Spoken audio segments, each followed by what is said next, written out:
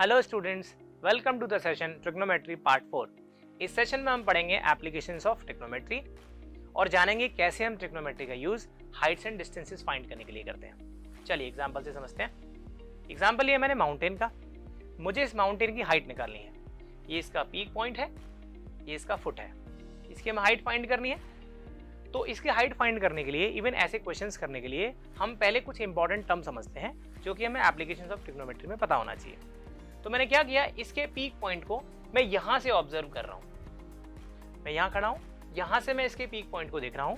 तो जिस पॉइंट से मैं ऑब्जर्व करूंगा उसे बोलेंगे पॉइंट ऑफ ऑब्जर्वेशन। क्लियर है? This point is called point of observation. और इस पॉइंट ऑफ ऑब्जर्वेशन से मैं इसके पीक पॉइंट को ज्वाइन कर दूंगा, तो जो लाइन मिलेगी उस लाइन को मैं बोलूंगा लाइन ऑफ साइट। अगेन, इस पॉइंट ऑफ ऑब्जर्वेशन से इसके फुट को ज्वाइन कर दूंगा, तो ये लाइन होगी हॉरिजॉन्टल लाइन। और इन दोनों के बीच में, मींस लाइन ऑफ साइट और हॉरिजॉन्टल लाइन के बीच में जो एंगल बनेगा, this angle is called angle of elevation.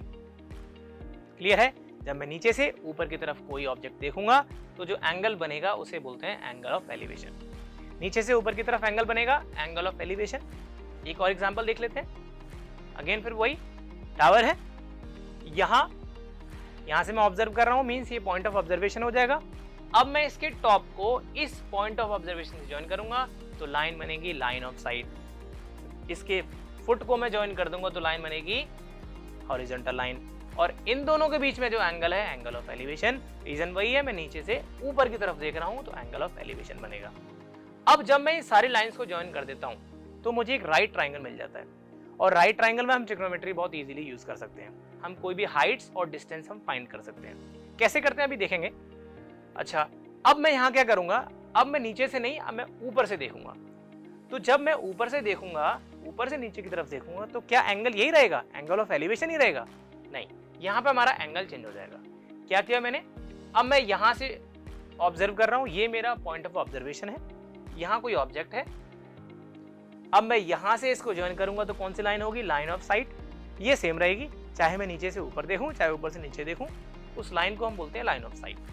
But अब जो हमारी हॉरिजॉन्टल लाइन है, अब हमारी नीचे नहीं बनेगी, ऊपर की तरफ बनेगी, which is parallel to this line. हमेशा पैरेलल होगी। और अगेन, अब फिर वही हॉरिजॉन्टल लाइन और लाइन ऑफ साइट में जो एंगल बनेगा उसे बोलेंगे एंगल ऑफ डिप्रेशन। बट इसमें ट्राइंगल नहीं बना गई। देखते हैं कैसे बनता है इसमें ट्राइंगल। मैं प्लेन पे हूं और यहां फिर से कोई ऑब्जेक्ट रखा हुआ है, तो इस लाइन को हम क्या नाम देंगे, लाइन ऑफ साइट। अब हॉरिजॉन्टल लाइन बनानी पड़ेगी क्योंकि ऊपर से देख रहे हैं हम। इन दोनों के बीच में जो एंगल बनेगा, एंगल ऑफ डिप्रेशन होगा। बट यहाँ इंपॉर्टेंट बात यह है, ये दोनों लाइन कैसी होती हैं, पैरेलल होती हैं। तो आपने पहले ज्योमेट्री में पढ़ रखा है, अगर दोनों लाइन पैरेलल हैं और ये ट्रांसवर्सल लाइन है, तो this angle is equal to this angle. Reason, alternate interior angles. तो यानी यहाँ पे दोनों एंगल इक्वल हो गए। अब मैंने यहाँ से इसकी परपेंडिकुलर लाइन बना दी ऐसे, और इस पॉइंट को मैंने इससे ज्वाइन कर दिया, तो आप देखेंगे ट्राइंगल बन गया। और ये लाइन कैसी है, परपेंडिकुलर है।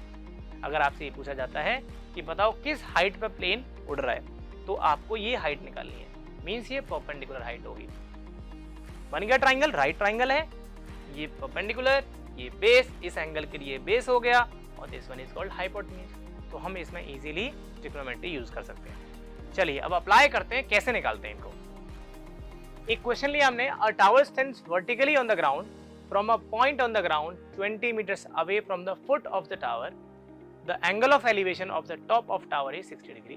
Then find height of the tower. कैसे निकालेंगे? ये टावर है, हमें इसकी हाइट फाइंड करनी है। तो मैंने इसके टॉप पॉइंट को नाम दे दिया A और फुट को नाम दे दिया B। अब मुझे AB की वैल्यू फाइंड करनी है। क्लियर है? अब इसने बोला है यहाँ जो फुट है, इस ग्राउंड पे इस फुट से 20 मीटर डिस्टेंस पे, 20 मीटर डिस्टेंस पे एक पॉइंट है जहां से मैं ऑब्जर्व कर रहा हूं। तो इस पॉइंट को मैंने P नाम दे दिया, that is point of observation. अब इसने बोला the angle of elevation of the top of tower is 60 degree. कहां से? इस पॉइंट ऑफ ऑब्जर्वेशन से। इससे अगर मैं टॉप को ज्वाइन करता हूं तो ये लाइन ऑफ साइट हो जाएगी, और ये जो एंगल बनेगा that is angle of elevation, ये कितना है 60 डिग्री। अब इस एंगल के लिए जस्ट ऑपोजिट साइड क्या हो जाएगी, परपेंडिकुलर हो जाएगी। ये साइड क्या रहेगी, बेस, और लॉन्गेस्ट साइड हाइपोटेन्यूज। अब ये टावर है, वर्टिकली है, तो ये 90 डिग्री होगा। राइट ट्रायंगल बन गया। अब देखते हैं हमें क्या फाइंड करना है। एंगल पता है हमें, बेस पता है, परपेंडिकुलर फाइंड करना है। तो परपेंडिकुलर एंड बेस में क्या रिलेशन होता है, कौन सा ट्रिग्नोमेट्रिक रेशियो बनता है, tan थीटा। तो यहाँ पे tan लगेगा, tan 60 डिग्री लग जाएगा। तो देखते हैं पहले क्या फाइंड करना है। तो let height of the tower is h metre, मैंने h मान लिया। तो इन ट्राइंगल APB तो tan 60 डिग्री। अब इसके लिए परपेंडिकुलर क्या है, AB और बेस क्या है, PB। अब सारी वैल्यूज पुट कर दो। tan 60 डिग्री की वैल्यू कितनी होती है, √3। AB इज जो हमें फाइंड करना है, हाइट ऑफ द टावर है, मैंने इसको h मान लिया है, h अपॉन PB इज 20। तो क्रॉस मल्टीप्लाई कर देंगे तो h की वैल्यू आ जाएगी 20√3, means height of the tower is 20√3 metre. तो ऐसे हम किसी भी बिल्डिंग की हाइट को हम इजीली फाइंड कर सकते हैं। क्लियर है? चलो एक एग्जांपल और देखते हैं। A kite is flying at a height of 75 metres from the ground level. एक काइट है, अब मैंने इसकी हाइट को मेजर किया तो ग्राउंड लेवल से, मींस ये ग्राउंड लेवल है, यहां से इसकी जो हाइट है वो 75 मीटर्स है। तो देख लेते हैं, इसके टॉप पॉइंट को मैंने नाम दे दिया A और ये जो पॉइंट है इसको नाम दे दिया B। अब मैं इस काइट को ऑब्जर्व कहां से कर रहा हूं, तो attach to a string inclined at 60 degree. इसने बोला ये जो काइट है यहां से इस पॉइंट से अटैच है, तो यहां से मैंने देखा तो इसका जो एंगल है 60 डिग्री, तो इसको मैंने P नाम दे दिया क्योंकि ये पॉइंट ऑफ ऑब्जर्वेशन है। अगेन ये हाइट है तो वर्टिकली 90 डिग्री होगा, राइट ट्रायंगल बन गया। अब इस ट्रायंगल में इस एंगल के जस्ट ऑपोजिट साइड ये परपेंडिकुलर हो जाएगी, ये बेस है और दिस वन इज हाइपोटेन्यूज। अब निकालना क्या, पहले हम ये चेक करेंगे, find the length of the string. अब स्ट्रिंग कहाँ है, ये वाली स्ट्रिंग है, तो मींस हमें हाइपोटेन्यूज फाइंड करनी है और क्या गिवन है, हमें P गिवन है। तो P और H में क्या रिलेशन होता है, परपेंडिकुलर और हाइपोटेन्यूज में कौन सा ट्रिग्नोमेट्रिक रेशियो बनता है, sin थीटा। तो sin थीटा इजीली निकाल देंगे। तो let the length of string is, मैंने इसको x मीटर नाम दे दिया। तो इन ट्राइंगल ABP ट्राइंगल हमारा बनेगा, एंगल हमारा 60 डिग्री है, हमें रिलेशन कौन सा लगाना है, sin 60। तो sin 60 इक्वल परपेंडिकुलर यानी AB और हाइपोटेन्यूज हमारी AP हो जाएगी। तो sin 60 डिग्री की वैल्यू होती है √3/2, AB इज 75, AP हमें फाइंड करना है, हमने इसको x नाम दिया था। क्रॉस मल्टीप्लाई कर देंगे तो ये बनेगा हमारे x की वैल्यू आ जाएगी 150/√3। ये स्ट्रिंग की लेंथ आ जाएगी, बट ये रैशनल नंबर डिनोमिनेटर में नहीं हो सकता, तो इसका रैशनलाइज कर देंगे।